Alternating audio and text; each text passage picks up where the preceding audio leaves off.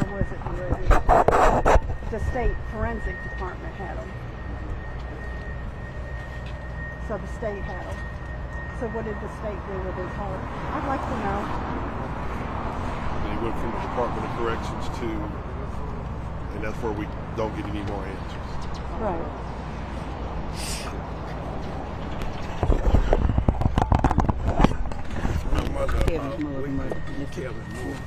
How you doing?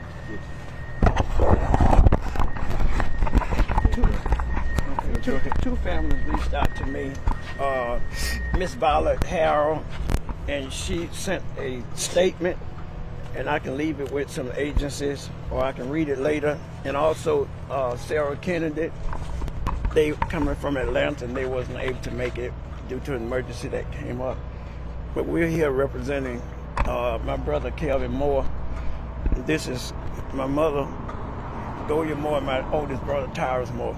And we're happy to have Representative Chris England here. Mm-hmm. He thought so much of this bill because the act is egregious. It's worse than egregious. Personally, I can't think of anything worse than removing someone's internal organ than actually taking that person's life. I don't know of anything more barbaric than that. And that is the most vulnerable state you can find anyone in, is death. And then you rob them. It's nothing short of thievery.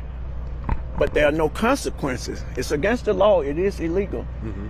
But there are no consequences. And for what we've gone through, we have gone through hell. And on a daily basis, just to think of someone, I had to drive to UAB, and I don't want to tell a personal story today because it's about the bill, and retrieve my brother's organs and drive from Birmingham to Mobile, supposedly with his organs in the vehicle. And I don't know if they're in it or not, but they never should have been taken out of his body. And that's not our personal story. It can be interviewing. We don't know how deep it runs, but it is the most egregious, barbaric situation that can confront mankind. So I'm gonna yield to Mr. England, Representative England, and he'll have his remarks. I don't think I can add much more to that, and the story of the Dotson family as well. To have a loved one incarcerated in the Department of Corrections, knowing what they're going through, and then ultimately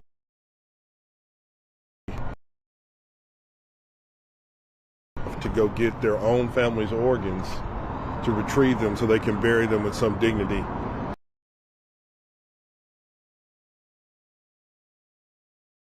Associated with it, I'm assuming,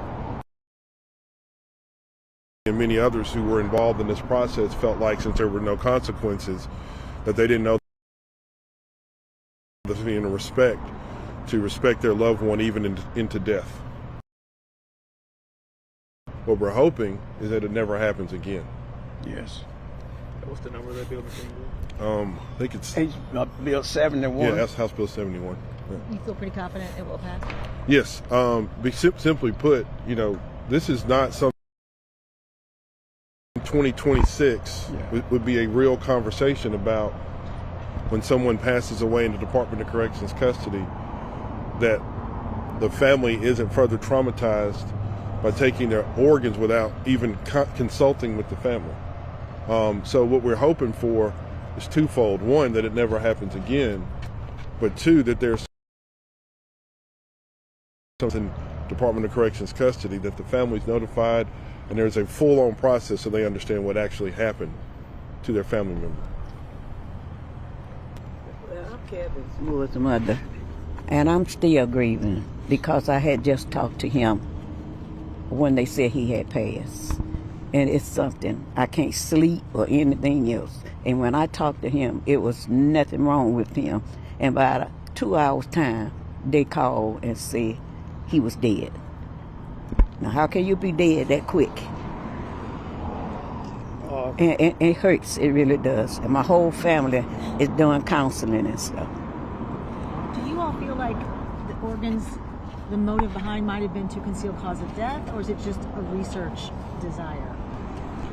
We can't say specifically, but we do know the act itself is illegal and inhumane. It's worse than a Steven Spielberg science fiction movie. Who removes organs? Who has the right?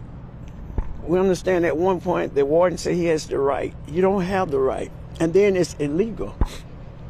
And I only wish, and we're so thankful for Representative Chris England, and we talked to Senator Figures. Mm-hmm. She's backing this with all her might, and as well. And we don't know how deep it runs, but we want it to stop. We do not want another family to have to deal with this. And the fact that the bill went into law, someone thought it was important enough to enact the bill. The governor thought it was important enough to sign off on the bill. But someone didn't want any penalties. So it was still a back door, it was still a channel for them to continue to do what they were doing. And it was a facade that it was illegal, but it was still going on. There were no penalties. And that's what we're hoping to change. And we want all the representatives, Senate and the House, to think about this. We all are citizens of Alabama, this great state, and we want to be respected, and we want to be able to bury our loved ones with dignity. We will have to, more than likely, exhume my brother, because we don't know if those are his organs. We buried them with him. And so, in many cases, we said we've laid our loved one to rest. We've only buried Kelvin. And the other family members are going through the same thing. Go ahead. Simona, what about, there's other families that the statute of limitations had run out. They'll never get any justice, because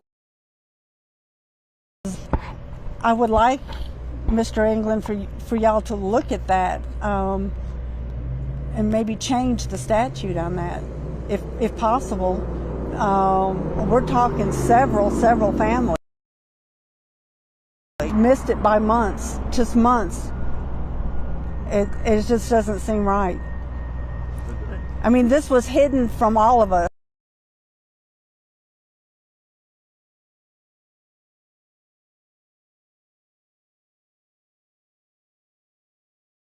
Do you mind if I can get everyone to say their name this way? You don't mind? Well, you want to? I'm Holly Allen. Brandon Dotson's sister. And I am Brandon Dotson's mother, Audrey South, AudreySouth. I'm Tyrus Moore. My name is TYRUS Moore, and I'm Kevin's oldest brother. Go ahead, man. My name is Agolia, Agolia Moore. I'm Kevin's Moore's mother. Simone, SIMONEDE,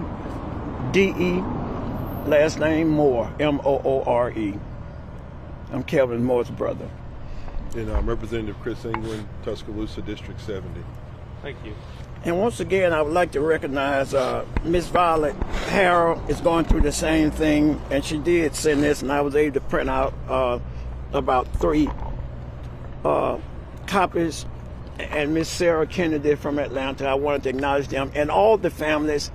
And as Brandon's mother was saying, when she was talking about the statute of limitation, in most cases, legal cases, you have 2 years to file. But if they didn't know, and some people still don't know, and that put them at a disadvantage to bring about some level of justice and accountability for them. And that is something that we're going to look at. We're not going to go away. We're going to fight this fight, because again, I don't know what's worse.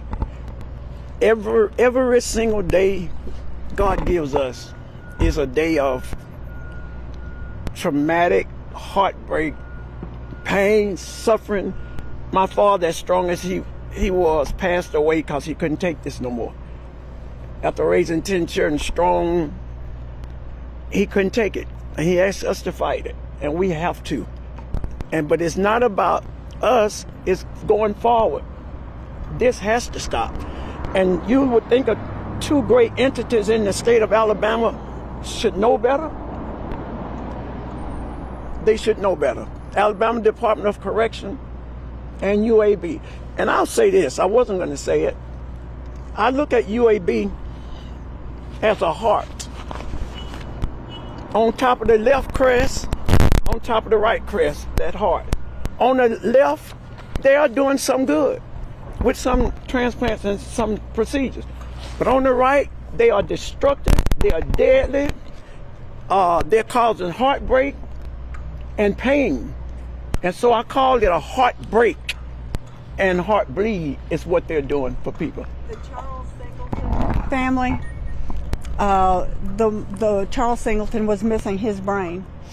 His wife, she just passed away in December. She never got to see any justice served in this at all. And the daughter, Charlene, says her mother grieved herself to death. And it's an everyday thing. You wake up before your feet ever hit the ground. Oh, yes, it's something. It'll never leave. It will never leave.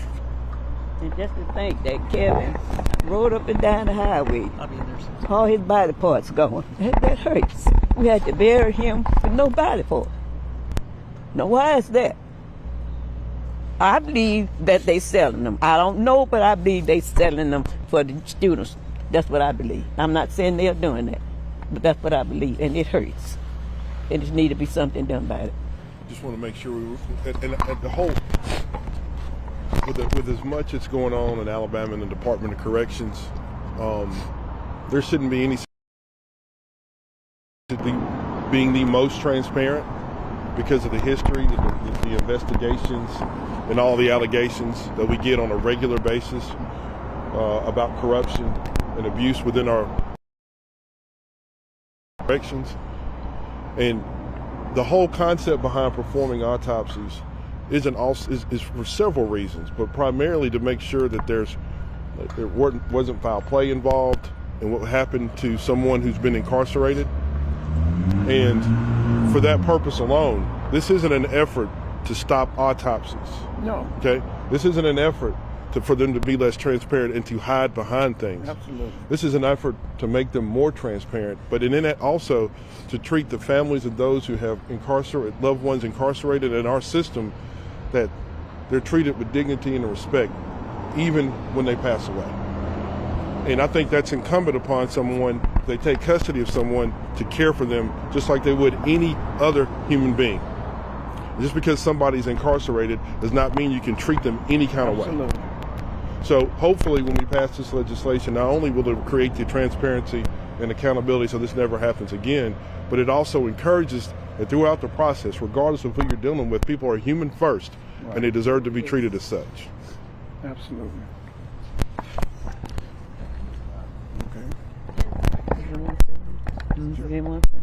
No, they didn't put it up. Okay.